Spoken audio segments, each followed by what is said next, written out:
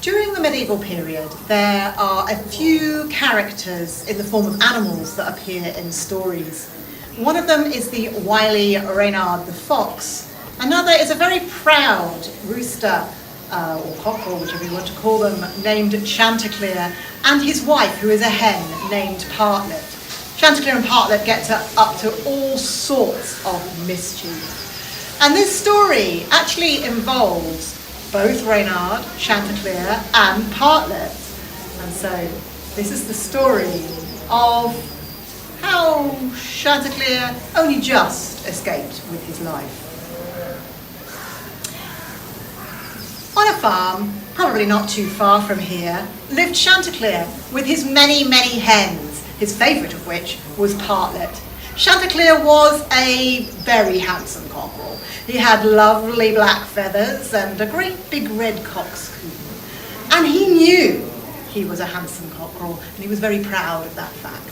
And every morning he would go to the top of the farmhouse, and he'd stand at the top of it on the ridge tiles, and he would go, cock-a-doodle-doo! And he would wake up the whole farm, because that was his job.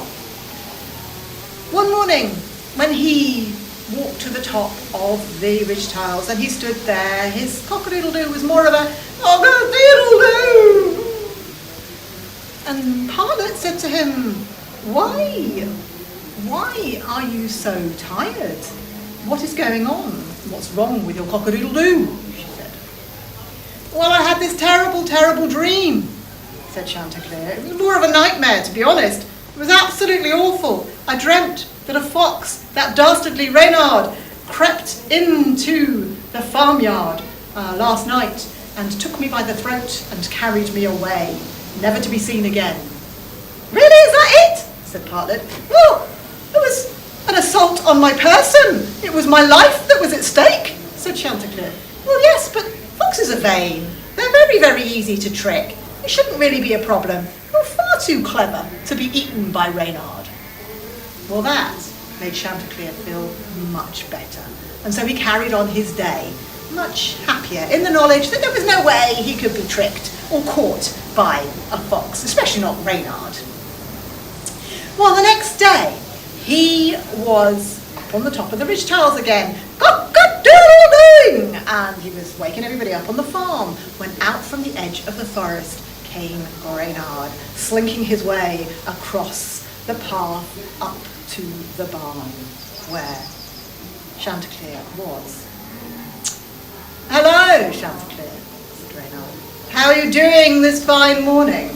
That is a very full and fine voice you have there. I wonder, could you perhaps come down off the roof and do that again so that I may hear it a little better?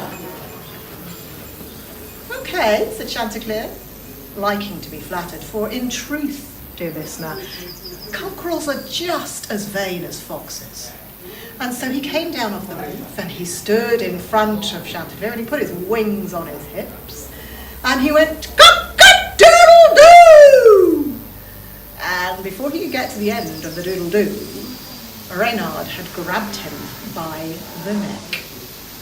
Grabbed him by the neck and was running away across the farmyard towards the forest again. Well, Chanticleer was thinking these were his last moments, and he was thinking if only he had paid heed to that portent, that dream that he had had, and he would not have trusted Renard.